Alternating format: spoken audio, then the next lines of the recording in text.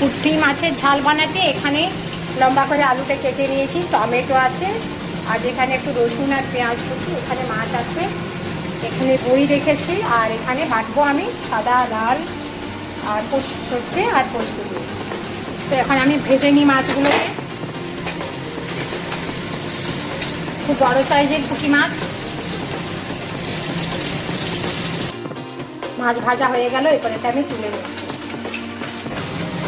আমি সরষাটাকে বেটে নেব,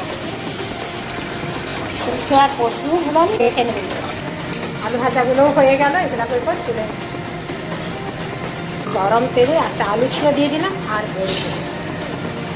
বড়িটা একটা আলু ছিল ওটার সাইডে দিয়ে দিলাম, বড়িগুলো তুলে দিলাম।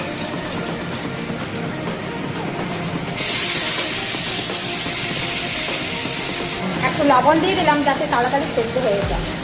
টমেটোগুলোও দিয়ে দিলাম, একটু হলুদ গুঁড়ো, একটু লঙ্কার গুঁড়ো, একটু জল, সর্ষে পোস্ত বাটাটা একটা দিয়ে দিলাম। এরপর সর্ষে পোস্ত বাটাটা দিয়ে দিলাম, এরপর এটাকে নেড়ে দিলাম।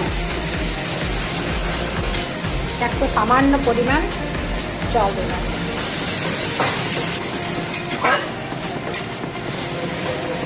এরপর বড়িগুলো দিয়ে দিলাম, আলুগুলো দিয়ে দিলাম।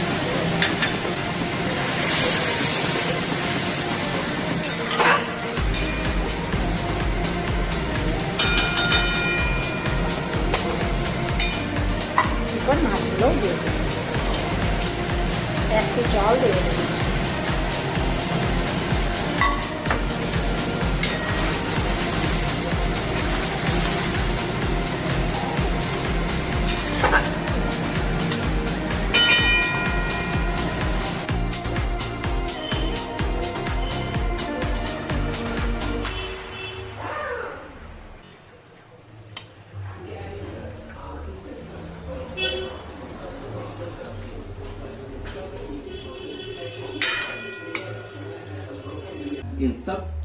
তো এটা মটনটা দিয়ে পরে খাবো, আগে এই মাছটা দিয়ে খাবো।